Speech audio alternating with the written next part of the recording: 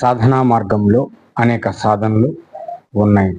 వాటిలో మనకి నచ్చిన మరియు మనం ఎవరైనా సిద్ధగురువుని ఆశ్రయించి వారు చెప్పిన సాధన చేస్తూ ఉంటాము.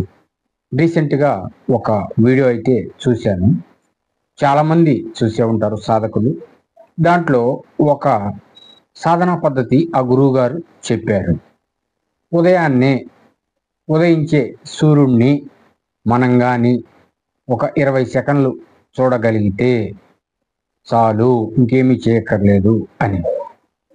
ఇప్పుడు ఉదయించే సూర్యుడు చాలా మందికి సముద్రం ఒడ్డున ఉన్న వాళ్ళకైతే ఇబ్బంది లేదు. నారింజ రంగులో ఆ సూర్యనారాయణుడు ఉదయిస్తూ ఉంటారు. అప్పుడు కళ్ళకి అంత హానేమీ ఉండదు, హ్యాపీగా చూడొచ్చు. అదే టైం దాటే కొద్దీ ఇప్పుడు కొంతమంది ఉదయించే సూర్యుడు అని చెప్పాడు కాబట్టి ఆ గురువు గారు మనం 6-7 బాగా వచ్చిన తర్వాత చూద్దాం అని అనుకునే వాళ్ళు ఉంటారు. సిటీల్లో ఉన్న వాళ్ళకి ఉదయించే సూర్యుడు కనపడటం కొద్దిగా కష్టం అన్నమాట. అంటే సముద్రం ఒడ్డున ఉంటే ఇబ్బంది లేదు, లేని వాళ్ళ పరిస్థితి. వాళ్ళు ఒకవేళ చూద్దామని అనుకుంటే 6 ఇక 7 ఈ మధ్యలో వచ్చేటప్పటికి సూర్యుడు విపరీతమైన వెలుగుతో ఆ కాంతిని మనం చూడలేం. చూస్తే మన కళ్ళు దెబ్బతింటాయి. సాధన సంగతి తర్వాత పక్కన పెట్టండి. అంటే వేరే విధంగా అర్థం చేసుకోబాకండి. కొంతమంది మూర్ఖంగా చూడమన్నారు కాబట్టి 6-7 కదా టైము, చూద్దాం అని చూస్తారు. మాకు సముద్రం దగ్గర కానీ ఉదయించే సూర్యుని చూడాలంటే సముద్రం ఒడ్డుకు వెళ్ళాలి. ఉదయించే సూర్యుడు కనపడ్డు. కరెక్ట్గా 6-7 ఆ టైంలో మనం చూడొచ్చు అనమాట. మా ఊర్లో ఉండి మాకు సముద్రం 5 కిలోమీటర్ల దూరంలో ఉంటుంది. ఇక నేను సరే 6-7 అట్లా ట్రై చేశాను చూడటానికి. కానీ కళ్ళు బాగా ఇబ్బంది పడతాయి, స్టెయిన్ అవుతాయి, కళ్ళ నీళ్లు కూడా వస్తాయి. అంటే మీరు అనొచ్చు ఎందుకు చెప్తున్నావు అని.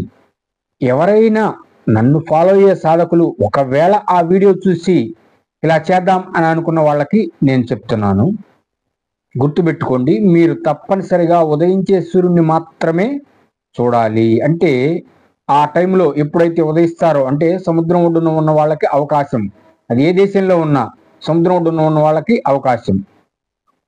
లేక మీరు కానీ కొద్దిగా మా ఊర్లో లాగా దూరం ఉంటే ఒక 5 కిలోమీటర్లు 10 కిలోమీటర్ల దూరంలో ఉంటే మేడ ఎక్కైనా చూడొచ్చు.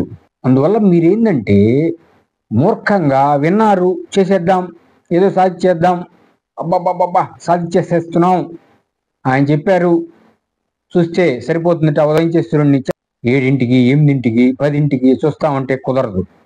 మీరు నైట్ అంతా వర్క్ చేసి వచ్చారు, సాఫ్ట్వేర్ వాళ్ళు ఉంటారు, తెల్లవారులు వర్క్ చేస్తుంటారు, పనుకొని 10 లేచి మేము సూర్యుడిని చూస్తామంటే కళ్ళు దెబ్బతింటాయి.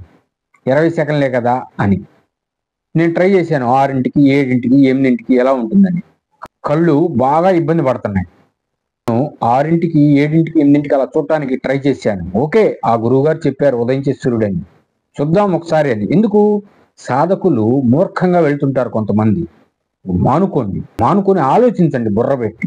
మనం సాధకులం కదా, ఏం చేస్తే ఏమవుతుంది, ఏదైనా సరే ఒక్కసారి మైండ్ పెట్టి ఆలోచించండి ఒక్క నిమిషం. ముఖ్యంగా సాధకులు వీరేంద్ర ఎట్లా చెప్పాడు, ఆ గురువు గారు చూడమన్నారు, చూడటానికి ఏంది ఇబ్బంది, వీడికేందంట అని అనుకోవద్దు. దయచేసి అనుకునే వాళ్ళు కూడా ఉంటారు, ఎందుకంటే నన్ను అడుగుతుంటారు చాలా మంది. దయచేసి ఒక్కసారి మైండ్ని పెట్టి ఒక్క నిమిషం ఆలోచించండి. ఆ గురువు గారు ఏం చెప్పారు దాన్ని విశ్లేషణ చేసుకోండి. ఉదయించే సూర్యుడిని చూడమన్నారు, మంచి సాధన.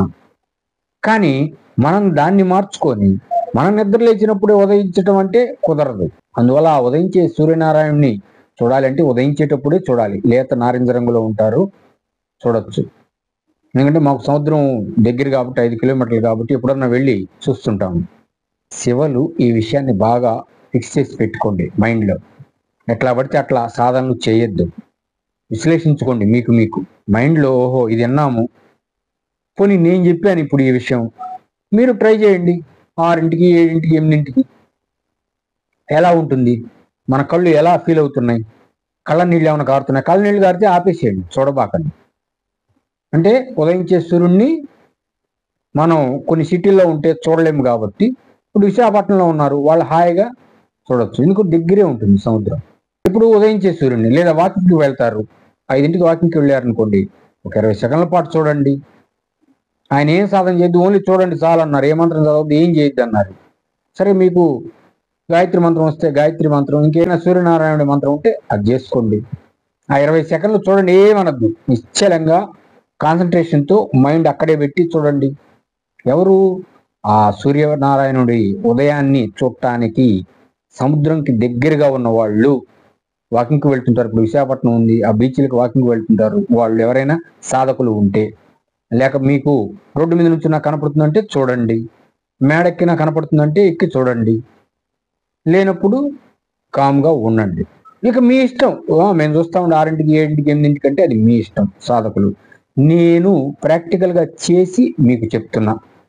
ఎందుకంటే చేయకుండా చెప్తే మళ్ళీ ఏంది ఏం చేశాడు, ఏదో పెద్ద వీడియో చూసి అంటే చెప్తున్నాడని అనుకుంటారు. కాబట్టి ఎవరు దయచేసి అన్నిదా భావించవద్దు, వేరే విధంగా అనుకోవద్దు. మంచి సాధన గురువు గారు చెప్పింది. కాకపోతే ఇక్కడ ఉన్న ధర్మ సూక్ష్మం ఇది. ఉదయించే సూర్యుడిని మాత్రమే చూడాలి. 7, 8 అయ్యేటప్పటికీ సూర్యుడి కాంతిని మనం చూడలేము, కళ్ళతో డైరెక్ట్గా ఇబ్బంది పడతాం. కాబట్టి అర్థం చేసుకోండి, ఇటువంటి రుగ్మతలు వస్తాయి. మళ్ళీ నెపం ఎవరి మీద వేస్తారు మీకు తెలుసు. అందువల్ల శివులు ఏ విషయాన్నైనా గమనించి ఆలోచించి స్టెప్ తీసుకుంటారని నేను ఆశిస్తున్నాను. అనేదా భావించవద్దు.